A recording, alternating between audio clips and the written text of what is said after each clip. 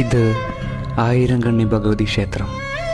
നമ്മുടെ തൃശ്ശൂർ ഏങ്ങണ്ടിയൂരിൽ സ്ഥിതി ചെയ്യുന്ന ഈ ക്ഷേത്രം നൂറ്റാണ്ടുകൾ പഴക്കമുള്ള ഒരു മുത്തശ്ശി കഥ പോലെ ജനങ്ങൾ എന്നും വിശ്വസിച്ചു കൊണ്ടുപോകുന്ന ഒരമ്മയുടെ കഥ.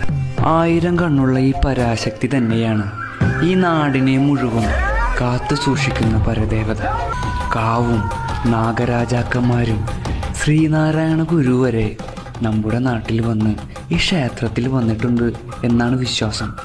അദ്ദേഹം നിന്നിരുന്ന ആ ഒരു സ്ഥലത്ത് അദ്ദേഹത്തിൻ്റെ ഓർമ്മകൾക്ക് വേണ്ടി ഒരു പ്രതിമയും സ്ഥാപിച്ചിട്ടുണ്ട്. ആ പ്രതിമയോട് ചേർന്ന് തന്നെ ഒരു വേപ്പിൻ്റെ മരം നിൽക്കുന്നത് കാണാം. അത് ഇന്നും കഴിക്കാതെ നിൽക്കുന്നതിൻ്റെ കാരണം അദ്ദേഹം വന്ന് ആ മരത്തിൽ നിന്ന് ചാരി നിന്ന് 1000 കണ്ണുള്ള അമ്മയുടെ ശക്തികളെ കുറിച്ച് പ്രവചിക്കുകയുണ്ടായി. ഈ അമ്മയോട് ചേർന്ന് തന്നെ നമുക്ക് കാണാവുന്നതാണ് ഒരു തങ്ങളെ. എന്താ ഹിന്ദു ക്ഷേത്രത്തിലൊരു തങ്ങൾ? കേരളത്തിൽ ഇതുവരെ മറ്റൊരു ഹിന്ദു ക്ഷേത്രത്തിൽ നിങ്ങൾ കണ്ടിട്ടുണ്ടായിരിക്കില്ല ഒരു തങ്ങളെ. അതിനും പറയാനുണ്ട് നൂറ്റാണ്ടുകൾ പഴക്കമുള്ള മറ്റൊരു കഥ. വഴിയാത്രക്കാരനായ ഒരു മഹാമന്ത്രവാദി തങ്ങളുണ്ടായിരുന്നത്രേ അന്നത്തെ കാലത്ത്. മഹാമാന്ത്രികന് അമ്മയോട് ചെറിയൊരു വിരോധം. കാലങ്ങളായി താനതിലെ സഞ്ചരിക്കാറുണ്ടെന്നും ഇതുവരെ 1000 കണ്ണുള്ള ഭഗവതിയെ ഞാൻ കണ്ടിട്ടില്ലെന്നൊരു പുച്ഛഭാവത്തോടു കൂടി അമ്മയുടെ മുന്നിൽ നിന്ന് വെല്ലുവിളിച്ചു.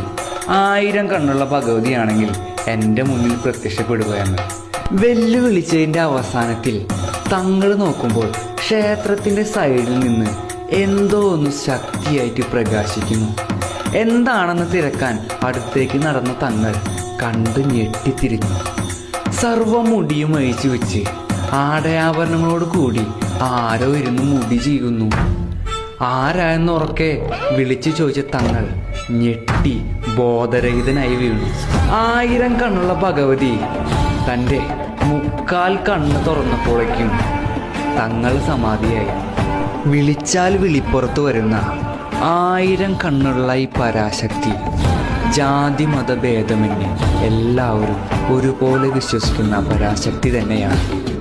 കഥകൾക്കും വിശ്വാസങ്ങൾക്കും ഇപ്പുറം കേരളത്തിൽ എണ്ണം പറഞ്ഞ പൂരങ്ങളിൽ ഇന്നും തലയെടുപ്പോടെ നിൽക്കുന്ന 1000 കണ്ണി പൂര മഹോത്സവത്തിന് തുടക്കമായിരിക്കുന്നു. ഞങ്ങളുടെ എല്ലാം പരാശക്തിയായിട്ടുള്ള 1000 കണ്ണി ഭഗവതിയുടെ ക്ഷേത്ര മഹോത്സവത്തിലേക്ക് സ്വാഗതം.